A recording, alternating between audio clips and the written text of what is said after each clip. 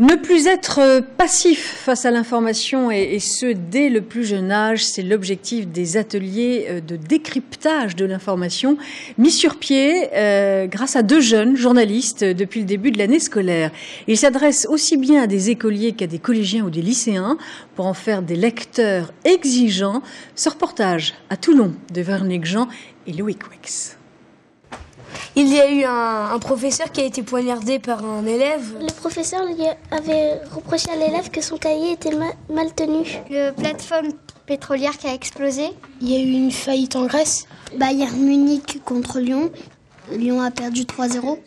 Pas mal pour des élèves de primaire. Depuis septembre, ils suivent des ateliers de décryptage de l'information animés par 2 journalistes. L'occasion de s'intéresser à l'actualité, mais aussi aux mécanismes de la profession.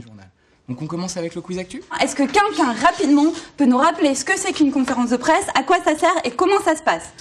Il y a le président qui parle, il est d'accord pour parler, donc il s'assoit et quand on lui pose des questions, il choisit de répondre ou pas. Oui. Un espace également pour développer le sens critique des enfants friands de presse people, notamment sur Internet, et beaucoup moins experts qu'on ne le pense. Eh bien, moi, je pensais que les enfants, c'était des cadors d'Internet, qu'ils étaient nés avec et qui maîtrisaient très bien l'outil.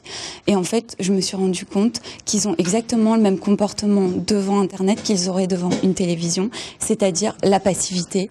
Mais en quelques mois d'apprentissage seulement, les résultats commencent à se faire sentir.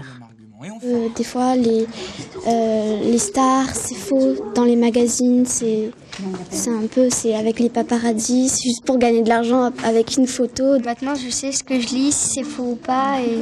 C'est certainement intéressant de leur permettre de sortir de l'émotion lorsqu'ils lisent quelque chose dans la presse pour passer à la réflexion.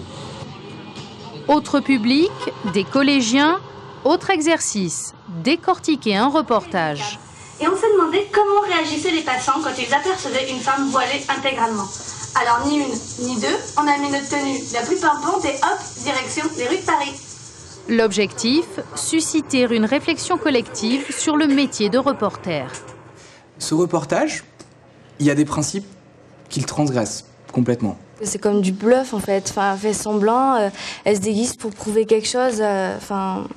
C'est pas normal quoi. Ça donne une image, ça fait comme si elle se moquait un peu des femmes voilées. C'est irrespectueux.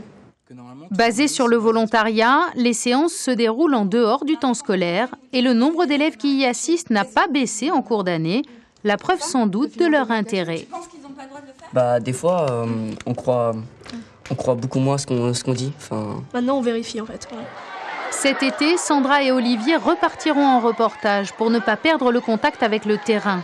Après plusieurs interventions dans le secteur privé, ils espèrent étendre leurs ateliers à l'enseignement public à la rentrée prochaine.